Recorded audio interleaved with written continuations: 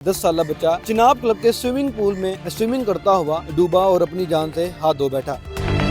Swimming के दौरान को गोता लग के बच्चा अनकॉन्शियस हो गया और डूब गया और उसको वॉच करने वाला वहाँ पे कोई मौजूद न था। यूजुअली लाइफ गार्ड तकरीबन हर स्विमिंग पूल पे होते हैं जी, लेकिन उस टाइम पे कोई लाइफ गार्ड मौजूद नहीं था। सीसीटीवी फुटेज तो लाजमी लगी होगी, तो वो अभी तक मिली आप? स्विमिंग पूल के एरिया में 4 कैमरास लगे होते हैं। बकुआ से 5 मिनट पहले वो कैमरा ऑफ हो गया। 1122 आई थी, उनके आने की रिकॉर्डिंग नहीं है, उनके जाने की रिकॉर्डिंग मौजूद है। प्रीमियम क्लब है फैसलाबाद का, करोड़ रुपया इसकी जो है मेंबरशिप फीस है, वहाँ पे प्रॉपर फैसिलिटीज़ नहीं है।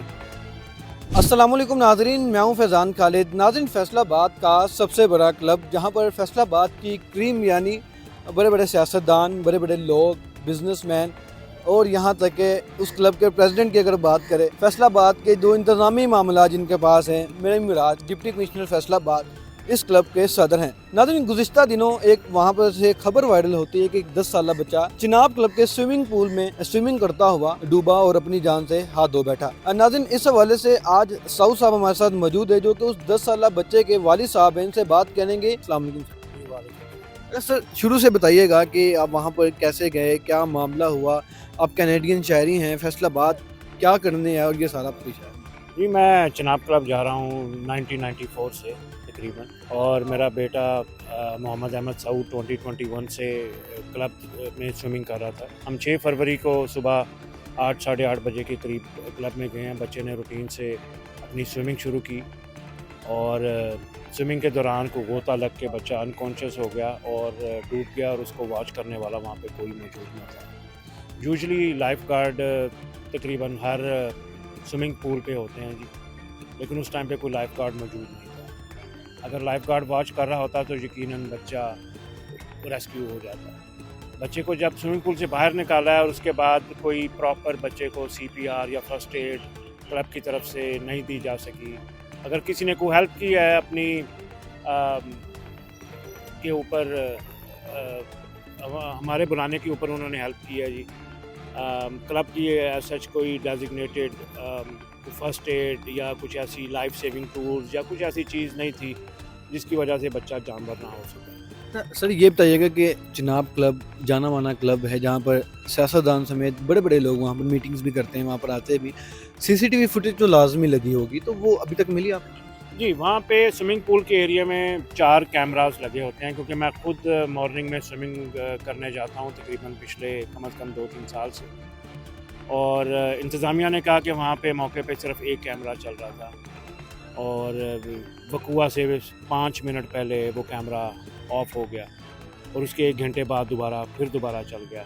इवन दो कि इंतज़ामिया ने जो सराउंडिंग एरियाज़ की रिकॉर्डिंग है कैमरास की, वो भी डिलीट कर दी हैं। 1122 आई थी, उनके आने की रिकॉर्डिंग नहीं है, उनके जाने की रिकॉर्डिंग मौजूद है, जिसकी वजह से हमारे शकूक व शबात में जो है ना वो बहुत ज़्यादा इजाफा हो रहा है कि हम मतलब इतनी प्रीमियम क्लब है फैसलाबाद का, करोड़ रुपया इसकी जो है मेंबरशिप फ़ीस है, वहाँ पे प्रॉपर फैसिलिटीज़ नहीं है।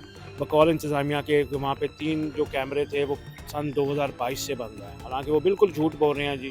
मेरे पास स्टेटमेंट्स हैं मेंबर की जो कह रहे थे कि हमने खुद जो है वहाँ पे 4 कैमरे चलते देखे। ये लाजमी अपनी मुजरमाना गफलत को बचाने के लिए क्लब ने ये CCTV फुटेज जो है ना वो हमें देने से इनकारी कर रही है। अच्छा सर, ये बताइएगा अगला लाइल अमल क्या है? आपने कहाँ कहाँ पर गए हैं, कहाँ कहाँ पर दरख्वास्त दी? जो उस क्लब के प्रेसिडेंट है वो क्या कहते हैं, सेक्रेटरी क्या कहती हैं?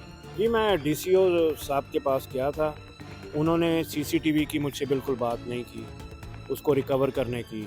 उन्होंने 2-3 ऑप्शनें दी थी मुझे, लेकिन जो मेरी प्रायोरिटी थी वो थी CCTV फुटेज देखनी, कि मैं देखना चाहता था कि एक्चुअली व्हाट वेंट रॉन्ग, कि क्या हुआ जिसकी वजह से ये सारा मसला हो गया।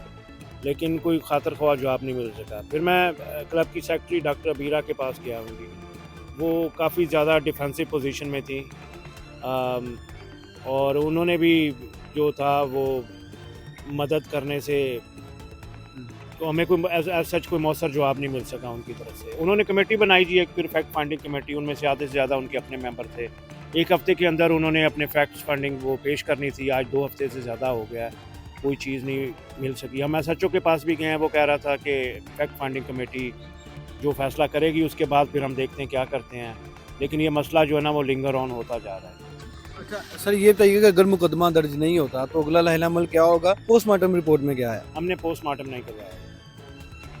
तो सर क्या अब लगता है कि आपको कोई मतलब एसएचओ साहब या कोई और सुनेगा आपकी बात?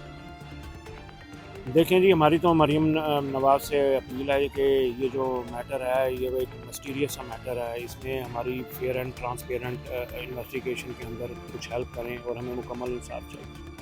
और सर मुझे आखिर में ये बताइएगा, क्या आपको लगता है कि फैसलाबाद की पुलिस सदर के खिलाफ मुकदमा दर्ज करेगी? जी, ये आप ज़्यादा बेहतर समझ सकते हैं जी कि डीसी के ख़िलाफ़ मुकदमा कौन दर्ज करेगा जी। इस वजह से चूँकि चीज़ें आपस में मिली हुई हैं, ये सारा नेटवर्क सेम ही है जी, इस वजह से इवन दो क्लब के जो मेंबर्स हैं वो भी काफ़ी रिसोर्सफुल हैं और इस वजह से हमें बहुत ज़्यादा दिक्कत का सामना करना पड़ रहा है इंसाफ के असूल के लिए।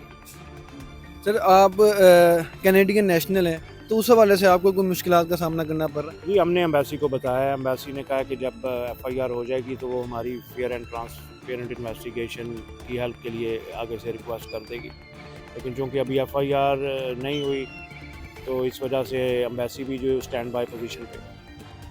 जी नाज़रीन, ये तमाम मामला है जो आपने सुना कि फैसलाबाद का प्रीमियम क्लब जहाँ पर एक 10 साला बच्चा स्विमिंग करते हुए अपनी जान से हाथ धो बैठता है और यहाँ पर एक सवालिया निशान बड़ा पैदा होता है कि वहाँ पर 24 घंटे की जो फुटेज है, जो सीसीटीवी फुटेज है वो तो मौजूद है, लेकिन वो वाला 1 घंटा जिस 1 घंटे में ये सारा वकवा हुआ वो फुटेज ही नहीं है। उसके बाद अगर हम बात करें, इस क्लब के जो प्रेसिडेंट हैं वो डिप्टी कमिश्नर साहब खुद हैं, उनके होते हुए भी जो जिनके पास फैसलाबाद के इंतज़ामी मामलात होते हैं, अगर वही वहाँ पर सदर हो, तो सदर के होते हुए भी आज 2 हफ्ते बाद भी कमेटी फैसला नहीं कर पाई, तो ये अपने आप में एक और सवालिया निशान है।